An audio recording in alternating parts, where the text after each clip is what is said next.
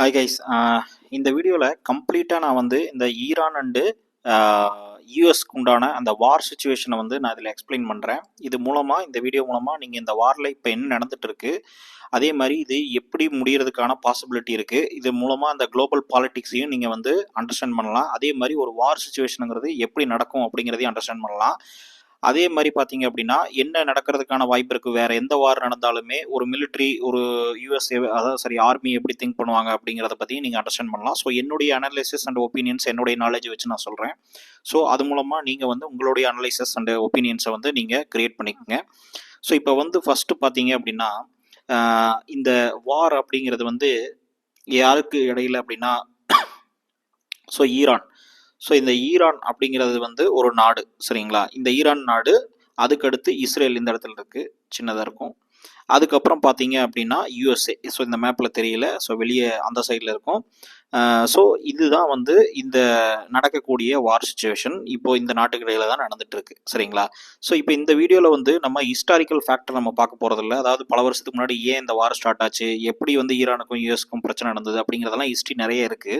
அதெல்லாம் நீங்கள் வந்து பார்த்துக்குங்க. ஏன்னா அது நம்ம இந்த வீடியோவில் சொன்னால் ரொம்ப பொலிட்டிக்கலாகவும் போகும், அதே சமயத்தில் வந்து பார்த்தீங்க அப்படின்னா ரொம்ப டைம் எடுக்கும். நம்ம வந்து இப்போ இருக்கிறதுக்கான தேவையான அப்ஜெக்டிவ்ஸ் மட்டும் பார்ப்போம். ஸோ ஃபர்ஸ்ட் ஆஃப் ஆல் பார்த்தீங்கன்னா ஒரு வார் அப்படிங்கிறதே வந்து என்ன அப்படின்னு கேட்டிங்கன்னா, war is the continuation of politics by other means அப்படின்னு சொல்லுவாங்க. அதாவது என்னன்னா ஒரு வார் அப்படிங்கிறது வந்து சும்மா என்ன அடிச்சிட்டான் அதனால நான் ஒன்று அடிக்கிறேன் அப்படிங்கிறதெல்லாம் கிடையாது. ரொம்ப பிளான் பண்ணி, ரொம்ப அக்யூரேட்டாக திங்க் பண்ணி, ரொம்ப லாங் டர்மாக கண்டிஜென்சி பிளானிங் எல்லாம் பண்ணி தான் இந்த வாரை ஸ்டார்ட் பண்ணுவாங்க, ஒரு வார் வந்து ஆரம்பிக்கும். ஸோ இது வந்து ஒரு பொலிட்டிக்ஸ்க்கான ஒரு டூல் தான் வார் அப்படிங்கிறது. பாலிடிக்ஸ் அப்படிங்கிறது வந்து உங்களுக்கு அதுதான் வந்து ஒரு ரியல் ஃபேக்டர் பாலிடிக்ஸ் அப்படிங்கிறது. அந்த பாலிடிக்ஸை அச்சீவ் பண்ணுறதுக்கான, அந்த பாலிட்டிக்கல் கோலை அச்சீவ் பண்ணுறதுக்கான ஒரு டூல் தான் வார் அண்ட் மிலிட்ரி அப்படின்னு சொல்கிறது. ஸோ இப்போ பார்த்தீங்கன்னா இந்த வாரில் நம்ம டைரெக்டாக இந்த வார் நடந்துட்டு இருக்கிற இந்த சுச்சுவேஷனுக்கு வந்துடுவோம். இதில் வந்து பார்த்தீங்கன்னா யூஎஸ்ஏ உடைய அப்ஜெக்டிவ் என்ன, ஏன் இந்த வாரை வந்து யூஎஸ்ஏ வர்றாங்க உள்ள, அவங்க எதுக்காக இதை ஈரானை வந்து டிஸ்டர்ப் பண்ணுறாங்க, ஈரானை அடிக்கிறாங்க அப்படிங்கிற அந்த பார்ட்டை நம்ம ஃபஸ்ட்டு பார்ப்போம். ஃபஸ்ட்டு வார் பார்த்தீங்கன்னா யூஎஸ்ஏவுக்கும் ஈரானுக்கும் நடக்கிற மாதிரி தான் தெரியும். ஆனால் உண்மையிலேயே வார் நடக்கிறது யாருக்கு இடையில அப்படின்னு கேட்டிங்கன்னா யூஎஸ்ஏவுக்கும் சைனாவுக்கும் இடையில தான். ஸோ சைனாவுடைய கண்டெய்ன்மெண்ட் ஸ்ட்ராட்டஜி அப்படிங்கிறது தான் வந்து யூஎஸ்ஏ உடைய இப்போ இருக்கக்கூடிய இந்த 21st செஞ்சுரியோடைய முக்கியமான நோக்கம். ஏன்னா யூஎஸ்ஐ எதிர்க்கக்கூடிய அளவுக்கு பவர்ஃபுல்லாக இருக்கிறதும் எக்கனாமிக்கல் பவர் இருக்குது. ஸோ நிறையா கார்ட்ஸ் அவங்க கிட்ட இருக்குது. அதாவது சைனா கிட்ட நிறைய விஷயங்கள் இருக்குது. அது என்னென்ன அப்படிங்கிறது வந்து நம்ம இன்னொரு வீடியோவில் பார்ப்போம். ஸோ சிம்பிளாக சொல்லப்போனால் யூஎஸ்ஏக்கு கொஞ்சம் த்ரெட் கொடுக்குற அளவுக்கு எக்கனாமிக்கல் பவர் வந்து பார்த்தீங்கன்னா சைனாக்கு தான் இருக்குது. ஸோ யூஎஸ்ஏவை கம்ப்ளீட்டாக இண்டிபெண்ட்டாக, அதாவது டிபெண்ட்டாக ஆக்குவாங்க யூஎஸ்ஏ வந்து எல்லா நாட்டையும். ஆனால் கொஞ்சம் அந்த டிபெண்ட்டையும் மீறி இண்டிபெண்ட்டாக இருக்கிற நாடு வந்து சைனா. ஸோ சைனா கிட்ட இருந்தும் நிறைய யூஎஸ்ஏக்கு தேவைப்படுறது விஷயங்கள் இருக்குது. அப்படிங்கிறதுனால அவங்களால அந்த கார்டை வந்து அவங்க ப்ளே பண்ண முடியும். அதாவது வந்து இந்த ரேர் எர்த் மெட்டீரியல்ஸ் அப்படின்னு சொல்லுவோம். அதே மாதிரி நிறைய எக்கனாமிக்கெலாம் நிறைய பவர்ஸ் வந்து கம்பைன் ஆகிருக்கு சைனாவிலேருந்து யூஎஸ்க்கு. ஸோ இதை வந்து கண்டெய்ன்மெண்ட் பண்ணணும், சைனாவுடைய இன்ஃப்ளூயன்ஸை கண்ட்ரோல் பண்ணணுங்கிறதான் முதல் அப்ஜெக்டிவ். இதுக்கும் ஈரான் வாருக்கு என்ன சம்மந்தம் அப்படின்னு கேட்டிங்கன்னா, ஃபர்ஸ்ட் ஆஃப் ஆல் வந்து கிட்டத்தட்ட 80% ஆஃப் ஃபியூயல் சப்ளை, அதாவது வந்து க்ரூட் ஆயில் சப்ளை வந்து பார்த்தீங்கன்னா ஈரானுக்கு தான். ஈரான் வந்து சைனாக்கு கொடுக்குறாங்க, சைனா வந்து ஈரான்கிட்ட இருந்தால் வாங்குறாங்க. ஸோ இதை வந்து ஃபஸ்ட்டு கண்ட்ரோல் பண்ணணும். ரெண்டாவது இந்த ரீஜியனில் இருக்கக்கூடிய இன்ஃப்ளூயன்ஸ் வந்து பார்த்தீங்கன்னா சைனாவுக்கு அதிகம். அதாவது வந்து ஈரான், ரஷ்யா இந்த ஆக்சஸில் வந்து பார்த்தீங்கன்னா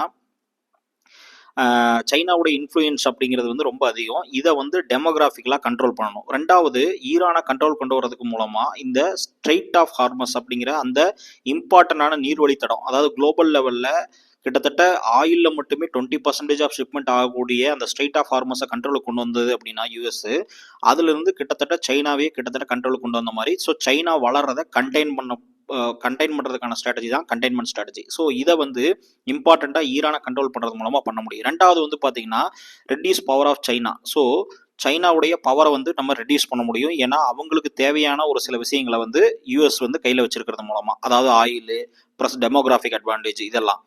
அதே மாதிரி பார்த்தீங்க அப்படின்னா இன்க்ரீஸ் ஆயில் ஹோல்டிங். ஸோ பொதுவாகவே நம்ம சொல்ல வேண்டியதில்லை, யூஎஸ் எங்கே வார் நடத்தினாலும் அவங்களுக்கு அதுக்கு பின்னாடி ஒரு ஆயில் இருக்கும். வெனிசுலாவில் நடத்தினது காரணம் அதுதான். இப்போ நீங்கள் நல்லா யோசிச்சு பார்த்தீங்கன்னா வெனிசுலாவும் ஈரானும் தான் main supplier of oil to China. So இந்த 2 பேர்த்தையுமே ஃபர்ஸ்ட் வெனிசுலாவை கண்ட்ரோல் பண்ணிட்டாங்க. ஸோ வெனிசுலாவை ரொம்ப ஈஸியாக கண்ட்ரோல் பண்ணிட்டாங்க. அதுக்கு அடுத்து வந்து பார்த்தீங்க அப்படின்னா ஈரானை கண்ட்ரோல் பண்ணுறதுக்காக இப்போ ட்ரை பண்ணுறாங்க. சரிங்களா? இதனால வந்து பார்த்தீங்கன்னா ஆயில் ரிசர்வ் வந்து குளோபல் லெவலில் யூஎஸ்க்கு ஈஸியாக வந்து பார்த்தீங்கன்னா கண்ட்ரோல் ஆக முடியும். ரெண்டாவது டாலரை சேவ் பண்ணுறது. யூஎஸ் டாலருடைய பேக்கிங் பார்த்தீங்கன்னா பெட்ரோ டாலர்னு சொல்லுவாங்க. அதாவது இந்த க்ரூட் ஆயில் வந்து பெட்ரோ டாலர், இந்த க்ரூட் ஆயில் வந்து யூஎஸ் டாலரில் வாங்கிட்டு இருக்கிற வரைக்கும் மட்டும்தான் யூஎஸ் டாலர் வந்து ஸ்ட்ரென்த்தாக இருக்கும். ஏன்னா அந்த ஒன்று தான் வந்து குளோபல் ரிசர்வ் கரன்சியாக வந்து யூஎஸ்ஸை மாற்றி வச்சிருக்கிறது. ஸோ இந்த பெட்ரோலையும் க்ரூட் ஆயிலையும் எந்த அளவுக்கு யூஎஸ் கண்ட்ரோல் பண்ணுறாங்களோ அந்த அளவுக்கு அவங்களுடைய டாலருடைய ஸ்ட்ரென்த்தையும் காப்பாற்றிக்கலாம். ஸோ இதெல்லாம் தான் இவங்களுடைய அப்ஜெக்டிவ். இப்போ மோட்டிவ்ஸ்னு வச்சுக்கலாம்னு வச்சுக்கோங்களேன். அப்ஜெக்டிவ்ங்கிறதோட மோட்டிவ்ஸ்னு வச்சுக்கலாம். இப்போ இஸ்ரேலுடைய அப்ஜெக்டிவ்ஸ் என்ன? ஏன் இஸ்ரேல் வந்து இந்த வாரில் இம்பார்ட்டண்ட்டாக இருக்காங்க அப்படின்னு பார்த்தீங்கன்னா, இஸ்ரேல் தான் ஒரு வகையில் பார்த்தா யூஎஸ்ஸை த்ரெட்டு கொடுத்து அவங்கள கூப்பிட்டு வர்றது. ஏன்னா அந்த அளவுக்கு இஸ்ரேலுடைய லாபிஸ் வந்து யூஎஸ்ல இருக்கிறாங்க. குளோபல் லெவலில் அவங்களோட இன்ஃப்ளூயன்ஸ் வந்து ரொம்ப அதிகம் ஜூவிஷ் கம்யூனிட்டியோடது. இஸ்ரேல் வந்து ரொம்ப ரொம்ப பவர்ஃபுல்லான country in terms of relationship and power control, soft பவர்ங்கிறது. யூஎஸ்ஏவே கண்ட்ரோல் பண்ணுற அளவுக்கும் யூஎஸ்ஏவையும் பொட்டன்ஷியலாக ட்ராக் பண்ணி இழுக்கிற அளவுக்குமே அவங்களுடைய பாலிடிக்ஸில் இஸ்ரேலுடைய பங்கு ரொம்ப ஜாஸ்தியாக இருக்குது. குளோபல் லெவலில் மொசாடோடைய ஆப்ரேஷனை பற்றி நம்ம சொல்லவே வேண்டியதில்லை. ஏகப்பட்ட விஷயங்கள் வந்து பவர் அவங்க வச்சுருக்காங்க. ஆனால் இவங்க ஏன் ஈரானை இப்போ இது பண்ணணும்னு கேட்டிங்கன்னா, ஃபர்ஸ்ட் ஆஃப் ஆல் வந்து ஈரானுடைய ப்ராப்ளம் வந்து ஈரான் வந்து முதல்ல இந்த த்ரெட் கொடுத்தது தான் பிரச்சனை. Religious thread. அதாவது வந்து ஜூவிஷ் கம்யூனிட்டி அவங்களுக்கு பிடிக்காது.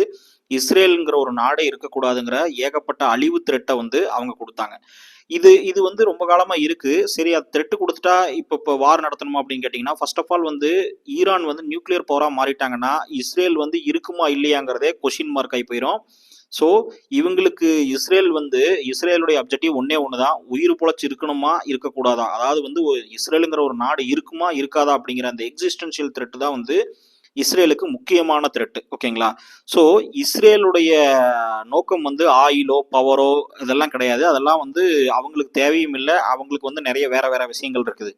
ஆனால் இந்த நாடு ஈரானுங்கிற நாடு அணுகுண்டு தயாரிச்சாச்சு, அதாவது நியூக்ளியர் பவர் ஆயிடுச்சு அப்படின்னா இஸ்ரேலுங்கிற நாடு கொஷின் மார்க் ஆகி போயிடும். ஏன்னா அவங்க அந்த அளவுக்கு த்ரெட் கொடுத்துருக்காங்க ஈரான். ஸோ ஈரான் வந்து ஒரு ரிலீஜியஸ்லேயே ரொம்ப ஃபண்டமெண்டல் ஃபாலோ பண்ணுற ஒரு நாடு. ஏன்னா அந்த ரெஜிம் இப்போ இருக்கக்கூடிய ஈரான் மக்கள், ஈரான் பொதுவாக நாடுங்கிறது வந்து நார்மல் நாடு மாதிரி தான். சரிங்களா? ஆனால் அந்த பர்டிகுலர் ரெஜிம் இப்போ இருக்கக்கூடிய ரெஜிம், அதாவது அரசியல் நடத்துகிறவங்களும் ஆளுங்கட்சியாக இருக்கிறவங்களும் அந்த ஒரு டிக்டேட்டர்ஷிப் அத்தாரிட்டேரியனிசம் சொல்லுவாங்க, அதை தான் ஃபாலோ பண்ணுறாங்க. அவங்க வந்து அந்த ரிலீஜியஸ்க்காக இந்த இஸ்ரேலை வந்து ரொம்பவுமே முதல்ல இருந்தே இது பண்ணிட்டு இருக்காங்க. யூஎஸும் அவங்களுக்கு பிடிக்காது. ஸோ இந்த ரிலீஜியஸ் த்ரெட்டு வந்து முதல்ல ரொம்ப பிரச்சனையாக இருந்தது. இப்போ அவங்க வந்து நியூக்ளியர் பவராக மாறிட்டாங்க அப்படின்னா ரொம்ப பிரச்சனையாயிரும். ஸோ நியூக்ளியர் பவர் பண்ண மாட்டான்னு சொல்லிட்டோம்.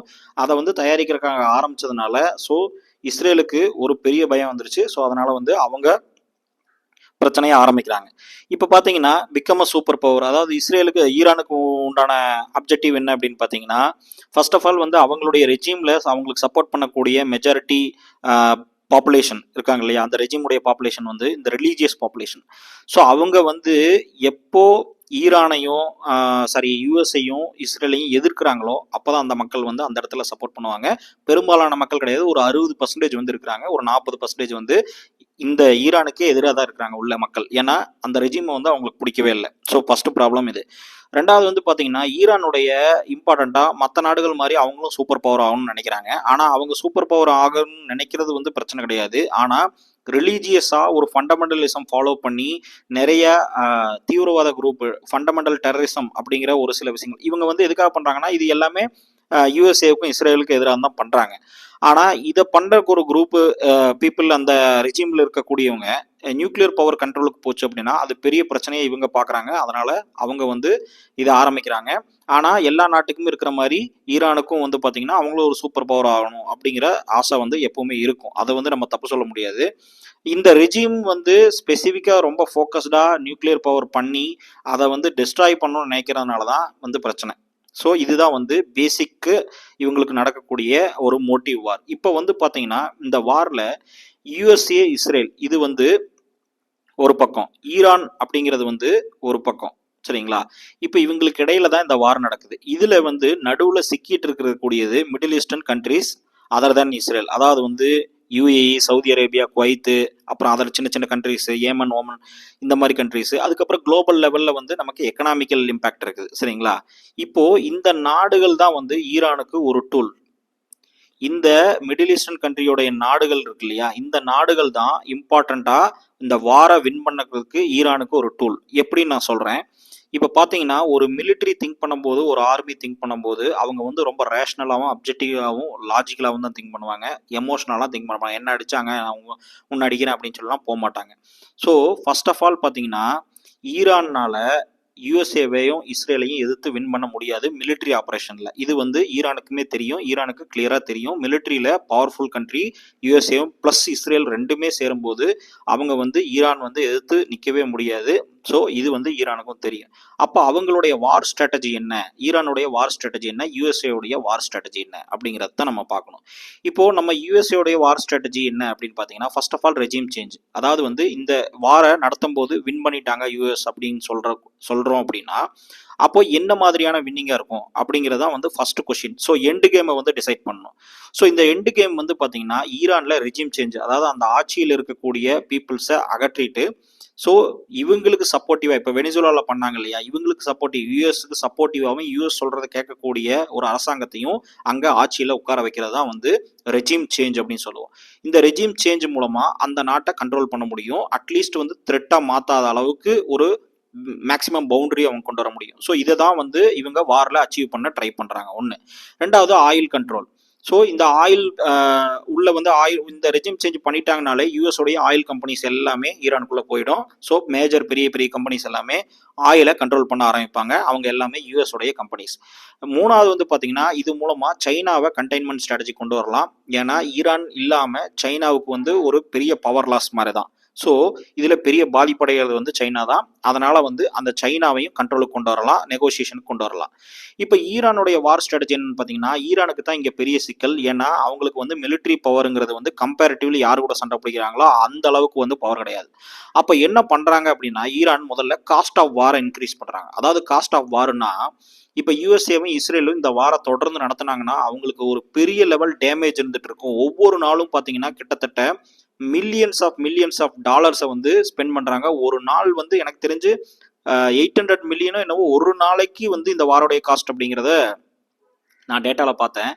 ஸோ இந்த அதாவது கிட்டத்தட்ட ஒவ்வொரு நாளும் பார்த்தீங்கன்னா 50,000 கோடி, 40,000 கோடி, 30,000 கோடிங்கிற ஒவ்வொரு நாளும் யுஎஸ்ஏக்கும் இஸ்ரேலுக்கும் செலவாகும், மெயினாக யுஎஸ்ஏக்கு. இது மூலமாக என்னன்னா என்ன பண்ணுறாங்க அப்படின்னா ஈரான் வந்து டைரக்டாக அட்டாக் பண்ண மாட்டாங்க. ஆனால் யுஎஸ்ஏ வந்து நீங்கள் அட்டாக் பண்ணுற மாதிரி ஒவ்வொரு தடவையும் ஒரு குண்டு போட்டாங்கன்னா யுஎஸ்ஏக்கு வந்து 2 குண்டு அவங்க போடுவாங்க. ரெண்டாவது இம்பார்ட்டண்ட்டாக பார்த்தீங்கன்னா ஈரான் ஒரு இன்டெலிஜென்ட்டாக ஒரு ஸ்ட்ராட்டஜி பண்ணியிருக்காங்க. என்னன்னா இவங்க சின்ன சின்ன ட்ரோன்ஸ் வச்சுருக்காங்க. அதாவது இந்த ட்ரோனுடைய மொத்த காஸ்ட்டே பார்த்தீங்கன்னா 20 கோடி, 30 கோடி, 40 கோடி, 20 crore, 30 crore, 40 crore இந்த மாதிரியான ட்ரோன்ஸ் கம்மியான காஸ்ட்டில் வச்சுருக்காங்க. இந்த ஒவ்வொரு ட்ரோன் அனுப்பும் போதும் அந்த ஆன்டி மிசைல் சிஸ்டம் இருக்கு இல்லையா, அதாவது வந்து யூஎஸ் தடுக்கக்கூடிய ஆன்டி மிசைல் சிஸ்டத்துடைய அந்த மிசைல் சிஸ்டத்துடைய அந்த ஏவுகணையை பார்த்தீங்க அப்படின்னா அதோடைய காஸ்ட் வந்து $1 million. ஸோ ஒவ்வொரு 10 crore அவங்களுடைய $1 million டிஸ்ட்ராய் பண்ணுறாங்க. ஸோ இந்த மாதிரி பல ஸ்ட்ராட்டஜியில் அவங்கள சண்டைக்கு இழுத்து அவங்கள வந்து நிறைய வந்து வாரை ஸ்பெண்ட் பண்ண வச்சு அப்போ வந்து பார்த்தீங்க அப்படின்னா அந்த காஸ்ட்டை இன்க்ரீஸ் பண்ணுறாங்க. ஒன்று. ரெண்டாவது யூஎஸ் உடைய கவர்மெண்ட்டுக்கும் காஸ்ட் ப்ரெஷர் ஆகும்போது அங்கே இருக்கக்கூடிய எதிர்கட்சிகள் கேள்வி கேட்பாங்க, மக்கள் வந்து கேள்வி கேட்பாங்க. இது ஒரு டைப் ஆஃப் வார்ஃபேரு. அதனால் இதை வந்து எடுக்கிறாங்க. அதுக்கு அடுத்து பார்த்தீங்கன்னா எக்கனாமிக் வார்ஃபேர், எக்கனாமிக் டேமேஜுங்கிறது ஸ்ட்ரெயிட் ஆஃப் ஹார்மஸில் இம்பார்ட்டண்டான நீர்வழித்தடம், கடல் வழித்தடம். இதில் கிட்டத்தட்ட 20% ஆயில் டேங்கர்ஸ் வந்து அதில் தான் போகுது. ஸோ இது போக நிறைய ஷிப்மெண்ட் வந்து ஸ்ட்ரெயிட் ஆஃப் ஹார்மஸில் நடக்குது. இது வந்து ஈரானுடைய எல்லையுடைய பகுதி. ஸோ அது வந்து ஈஸியாக வந்து பார்த்தீங்கன்னா ஈரான் வந்து இந்த ஸ்ட்ரெயிட் ஆஃப் ஹார்மஸை டேமேஜ் பண்ணுறது மூலமாக ஒட்டுமொத்த குளோபல் சப்ளையுமே வந்து ஷாக் பண்ண வைக்கலாம். அது மூலமாக என்ன பண்ணுறாங்கன்னா எக்கனாமியாக எல்லா கண்ட்ரியுமே டேமேஜ் ஆகும், இல்லைன்னு சொல்லலை. ஆனால் அந்த ஆயிலுடைய ப்ரைஸும் இன்க்ரீஸ் ஆகும். அதனால் பல நாடுகளும் டேமேஜ் ஆகும். ஸோ இதனால் எல்லா நாடுகளும் அந்த யூஎஸ்ஏ மேலே ப்ரெஷர் போட ஆரம்பிப்பாங்க, இந்த வாரம் நிறுத்துங்க அப்படின்னு சொல்லி. ரெண்டாவது யூஎஸுக்கும் பல பிரச்சனைகள் கிரியேட் ஆகும், எக்கனாமிக்கலாகும். சரிங்களா? ஏன்னா அங்கே இருக்கக்கூடிய வார் நடக்குது அப்படின்னா அவங்களுடைய பாண்டு மார்க்கெட்டில் வந்து இன்ட்ரெஸ்ட் ரேட்டு வந்து அதிகமாக எக்ஸ்பெக்ட் பண்ணுவாங்க இன்வெஸ்டர்ஸ். ஸோ அதனால் வந்து பாண்டு செல் ஆஃப் நடக்குதுங்கிறது ஆல்ரெடி உங்களுக்கு தெரியும். ஸோ இதெல்லாம் வந்து பிரச்சனைகள் வந்து நடக்கும். இதுக்கப்புறம் பார்த்தீங்கன்னா break support of USA in region. அதாவது வந்து ஈரானோட இன்னொரு ஸ்ட்ராட்டஜி என்ன அப்படின்னு கேட்டிங்கன்னா, யூஎஸ்ஏ சாரி ஈரானுக்கு பக்கத்தில் இருக்கக்கூடிய அந்த மிடில் ஈஸ்டர்ன் கண்ட்ரிஸ் இருக்கு இல்லையா, அதாவது சவுதி அரேபியா, துபாய், அதாவது அந்த middle eastern country Saudi Arabia, அதுக்குள்ளதான் துபாய் இருக்கு, யூஏஇ, அதுக்கடுத்து பார்த்தீங்க அப்படின்னா குவைத்து, பக்ரைன், இந்த மாதிரி சின்ன சின்ன நாடுகள், ஏமன், ஓமன், இந்த நாடுகள் எல்லாம் வந்து பார்த்தீங்கன்னா யூஎஸ்ஏக்கு சப்போர்ட் பண்ணுறாங்க. அவங்களுடைய மிலிட்ரி பேஸ் வந்து இங்கிருந்து ஆப்ரேட் ஆகி தான் ஈரானுக்கு வந்து மிலிட்ரி அந்த மிசைல் சிஸ்டம் எல்லாம் அனுப்புகிறாங்க. ஸோ இந்த மிசைல் சிஸ்டம் வந்து பார்த்தீங்க அப்படின்னா ஈரானுக்கு வரணும் அப்படின்னா டைரெக்டாக யூஎஸ்லேருந்து வர முடியாது. அப்போது இந்த நாடுகள்லாம் சப்போர்ட் கொடுக்கணும். அதனால தான் துபாயை வந்து அட்டாக் பண்ணதுக்கான காரணம், நிறைய இம்பார்ட்டண்டான கண்ட்ரிஸ் அட்டாக் பண்ணதுக்கு காரணம் வந்து ஈரான் வந்து என்ன சொல்கிறாங்கன்னா, உங்கள் நாட்டிலிருந்து மிசைல் வராத வரைக்கும் நான் அந்த இடத்த அட்டாக் பண்ண மாட்டோம் அப்படின்னு ஈரான் சிம்பிளாக சொல்கிறாங்க. ஸோ இது மூலமாக என்னென்னா யூஎஸ்ஏக்கு அந்த பக்கத்தில் இருக்கிற நாடுகளுடைய சப்போர்ட்டை வந்து பிரேக் பண்ணுறாங்க. அதனால் யூஎஸ்ஏ வந்து இஸ்ரேலை நம்பி தான் இது பண்ணணும். இல்லைனா எந்தெந்த நாடுகள்லாம் வந்து யூஎஸ்ஏக்கு சப்போர்ட் பண்ணுறாங்களோ அங்கங்கெல்லாம் வந்து பார்த்தீங்கன்னா இவங்க ஈரான் அடிப்பாங்க. ஸோ இதனால் வந்து துபாயோடைய பொருளாதாரம் பாதிக்கப்படும், நிறைய நாட்டுடைய பொருளாதாரம் பாதிக்கப்படும். ஏன்னா அவங்கெல்லாம் வந்து டூரிஸ்ட்டை நம்பி தான் இருக்கிறாங்க. ஆயிலுங்கிறது ஒன் ஆஃப் த பார்ட்டு. அப்படிங்கும்போது இது இவங்களுக்கு வந்து எதுக்காக நம்ம இந்த சண்டைக்குள்ளே போகணும், அதனால் நம்ம யூஎஸ்க்கு சப்போர்ட் கொடுக்க வேண்டாம் அப்படின்னு சொல்லி அந்த இம்பார்ட்டன்ட் பில்லரை வந்து உடைக்கிறாங்க. ஓகேவா, அந்த சப்போர்ட்டை வந்து உடைக்கிறாங்க. அப்படியே ஒரு வேளை அவங்க சப்போர்ட் கொடுத்தாலும் அந்த நாடுகளும் இந்த வாருக்குள்ளே வர ஆரம்பிக்கும். ஏன்னா ஈரானை அட்டாக் பண்ணுவாங்க. ஸோ இப்போ வரைக்கும் சவுதி வந்து அட்டாக் பண்ணாமல் தான் இருக்கிறாங்க. அவங்களுடைய மிசைல்லாம் சென்ட் பண்ணிட்டா கூட, துபாயில் கூட அட்டாக் பண்ணால் கூட அவங்க திருப்பி அட்டாக் பண்ணாமல் இருக்காங்க. காரணம் என்னன்னா, ஒன்ஸ் இந்த வாருக்குள்ளே போயிட்டீங்க அப்படின்னா டேமேஜ் கண்ட்ரிக்கு இருக்கும், ஏகப்பட்ட டேமேஜ் இருக்கும். துபாயெல்லாம் வந்து வாருக்குள்ளே போச்சுன்னா ஒன்றுமே பண்ண முடியாது. அவங்க வந்து பயங்கர சிக்கலாயிருவாங்க. ஏன்னா அவங்களுடைய டூரிசம் இப்போவே வந்து கிட்டத்தட்ட 80% வந்து சரிவடைஞ்சிருச்சு அப்படின்னு சொல்கிறாங்க. நிறைய பிரச்சனை நடக்கும். அந்த நாடும் சேர்ந்து அந்த விளைவுகளை சந்திக்க நேரிடும். அதனால எதுக்கு போய் அது தேவையில்லாமல் உள்ளே வரணும் அப்படின்னு சொல்லி அவங்களும் யோசிப்பாங்க. அவங்க மேலே ப்ரெஷர் ஆகும். ஸோ இந்த பிரச்சனையும் கிரியேட் பண்ணுறாங்க ஈரான். அதுக்கடுத்து பார்த்தீங்கன்னா குளோபல் கேயாஸ், அதாவது இப்போ டோட்டலாக பார்த்தீங்கன்னா ரொம்ப பிரச்சனை பண்ணி இந்த மாதிரி ஸ்ட்ரெயிட் ஆஃப் ஹார்மஸ்லாம் அட்டாக் பண்ணாங்கன்னா எல்லா நாடுகளுமே என்ன பண்ணும், குளோபல் லெவலில் எல்லாத்துக்குமே ஆயில் பிரச்சனை வந்துருச்சு. மிடில் ஈஸ்டர்ன் கண்ட்ரியில் வார் நடக்கிறதுனால ஏகப்பட்ட இன்வெஸ்டர்ஸ் பிரச்சனை வந்துருச்சு. ஸோ இது எல்லாமே என்ன பண்ணணும்னா எல்லா நாடுகளும் என்ன பண்ணுவாங்க, யூஎஸ் மேலே ப்ரெஷர் போட ஆரம்பிப்பாங்க. இந்த வார ஒரு முடிவு கொண்டு வாங்க, உடனே நிறுத்துங்கன்னு சொல்லிட்டு. இது மூலமாக என்ன பண்ணலான்னா யூஎஸ்ஏவுக்கு இன்டர்னலாக ப்ரெஷர் நடக்க ஆரம்பிக்கும். இப்படி தான் வியட்நாம் வாரில் வியட்நாம் வந்து ஜெயிச்சதுக்கான காரணமே வந்து பார்த்தீங்கன்னா யூஎஸ்க்கு உள்ளிருந்து இன்டர்னல் ப்ரெஷர் கொண்டு வரது. அதாவது யூஎஸ் நாட்டுக்குள்ள எதிர்கட்சிகள், டொனால்ட் ட்ரம்ப்பை பிடிக்காதவங்க, இவங்க எல்லாமே நிறைய பேர் இருப்பாங்க. ஸோ இந்த பீப்புள் எல்லாருமே பார்த்தீங்கன்னா இந்த வார் தேவையில்லாமல் ட்ரம்ப் பண்ணிட்டு இருக்காரு, அதனால வந்து இதை நிறுத்தணும் அப்படின்னு சொல்லி உள்ள இருந்து இன்டர்னல் ப்ரெஷர் நிறைய போடுவாங்க. மோரல் பிரின்சிபல், அதாவது மோரல் கொஷின்ஸ் நிறைய வரும். வாரில் நீங்கள் எத்தனை பேர்த்த கொன்னீங்க, குழந்தைகளை ஏன் கொன்னீங்க, இந்த மாதிரி நிறைய ப்ரெஷரை கிரியேட் பண்ணி விடுவாங்க. இது மூலமாக தான் இந்த மாதிரி தான் வந்து வியட்நாம் வாரே வந்து வியட்நாம் வின் பண்ண காரணம்.